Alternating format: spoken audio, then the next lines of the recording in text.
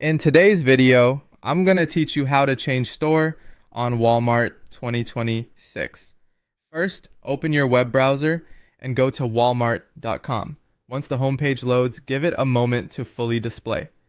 The store selector lives in a consistent spot on the site, and finding it quickly will make the rest of this process smooth. Look toward the top left area of the homepage. There, you'll see the option labeled Pickup or Delivery. Click that to open the shopping method menu. In the menu that appears, choose Pickup. This makes sure you're setting the store specifically for in-store or curbside pickup, which is what influences product availability and pickup times. Right below the Pickup option, you'll see the currently selected store displayed by name and address. Click on that store listing. This is your shortcut into the store selection tools, and it's the fastest way to change where you'll be picking up your order. A panel will open on the right-hand side of the page showing store options.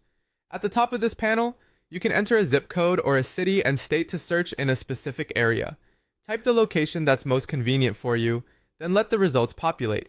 This helps you quickly narrow down to nearby Walmart stores without scrolling through a long list. If you prefer a visual approach, switch to Map View in that same panel. The map will display pins for nearby stores so you can see exactly where each location sits relative to you. Zoom and pan as needed to find the spot that makes the most sense for your route. When you find a store that fits, select the new store address from the list or the map details. Take a quick moment to review the store information shown, such as distance and typical pickup windows, so you're choosing the option that best matches your schedule. Next, click the small circle beside the new store to set it as your selection. This radio button confirms which store you want, and it ensures the Save button will apply to the correct location. Finally, click Save. The site will update your shopping context to the new store. After saving, expect product availability, prices, and pickup times to reflect that location. If you already have items in your cart, double-check that everything is still in stock for pickup at the new store, and review your chosen time slot if you plan to schedule one.